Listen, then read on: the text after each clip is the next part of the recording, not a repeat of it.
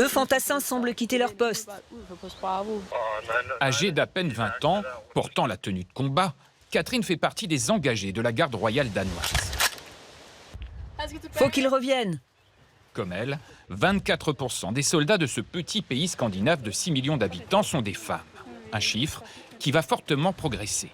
Depuis le 1er juillet, toutes celles qui sont âgées de plus de 18 ans peuvent être appelées sous les drapeaux pour un service militaire obligatoire qui passera de 4 à 11 mois. Dans la situation actuelle, je pense que c'est nécessaire et je pense que c'est juste et équitable que les femmes participent à la défense à égalité avec les hommes. Face à la menace russe, le Danemark veut augmenter ses effectifs de conscrits de plus de 40%, soit 6 500 soldats supplémentaires par an. Tous les appelés passeront une journée de test avant leur service, mais seule une partie d'entre eux sera tirée au sort. Certains seront peut-être très déçus d'être choisis pour s'engager dans l'armée. Mais d'autres seront surpris et apprécieront probablement cela beaucoup plus qu'ils ne le pensaient. Ce projet de féminisation de l'armée était porté par le gouvernement centriste depuis près de 2 ans.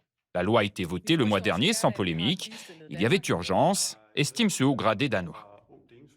Ces unités auxquelles les conscrits seraient intégrés pourraient participer à la dissuasion collective de l'OTAN et ainsi augmenter le nombre de conscrits. Cela permettrait d'accroître notre puissance de combat. Après la Norvège en 2013, puis la Suède en 2017, le Danemark est le dernier pays scandinave à rendre la conscription obligatoire pour les femmes.